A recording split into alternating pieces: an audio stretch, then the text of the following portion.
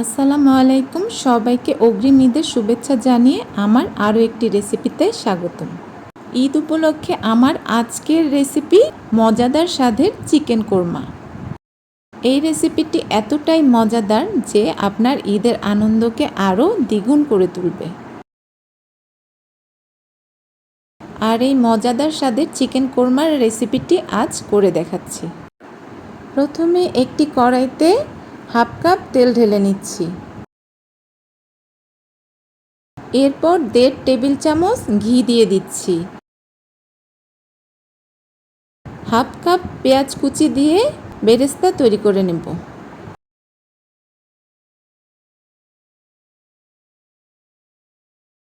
আমার বেরেস্তাটি তৈরি হয়ে গেছে, আমি একটি বাটিতে তুলে নিচ্ছি। আমি ওই তেলের মধ্যে আরও 1 টেবিল চামচ ঘি দিয়ে নিচ্ছি।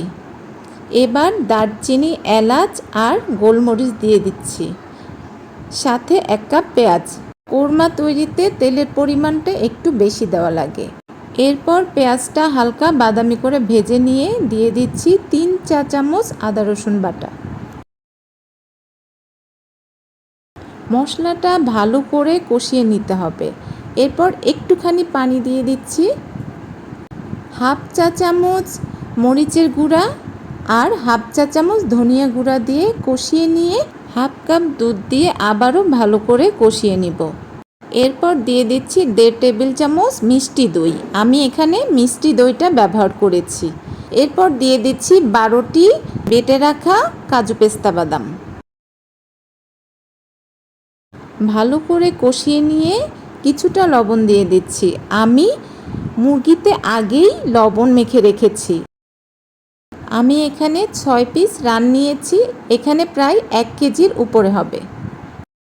মশলাতে মাংসগুলো দিয়ে দিচ্ছি। মাংসগুলো দিয়ে ভালো করে একটু কষিয়ে নিব। এরপর দিয়ে দিব দুধ। এরপর 1 কাপ দুধ দিয়ে আবার কষিয়ে নিব।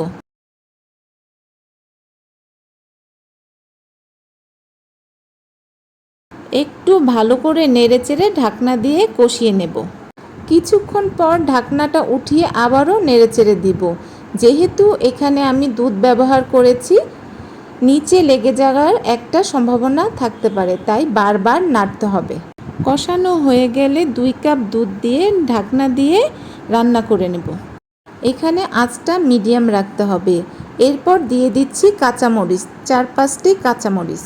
কাঁচামরিচটা আমি একটু ভেঙে দিয়েছি। কাঁচামরিচ দিয়ে আবারও ঢাকনা দিয়ে ঢেকে দেব।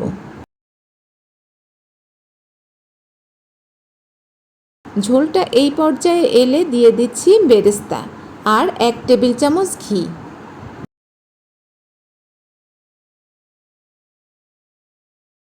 বেরেস্তা দিয়ে একটু ঢাকনা দিয়ে দেব। সবশেষে কেওড়া জল বা গোলাপ জল দিয়ে নামিয়ে রাখছি। এখানে 1 চা চামচ কেওড়া জল ব্যবহার করেছি। এই তো তৈরি হয়ে গেল আমার মজাদার স্বাদের চিকেন কোরমা। এই ঈদে অবশ্যই রেসিপিটি তৈরি করে আপনার প্রিয়জনদের পরিবেশন করবেন। আর রেসিপিটি কেমন হয়েছে আমাকে কমেন্ট করে জানাবেন।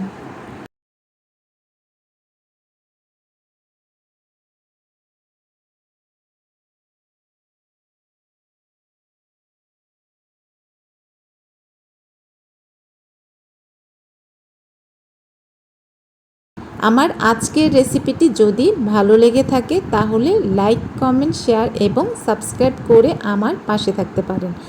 চাইলে ফেসবুকেও ফলো দিয়ে রাখতে পারেন। আমি একটু গ্রেভিটা দেখিয়ে দিচ্ছি। রেসিপিটি দেখতে যেমন সুন্দর, খেতেও অসাধারণ।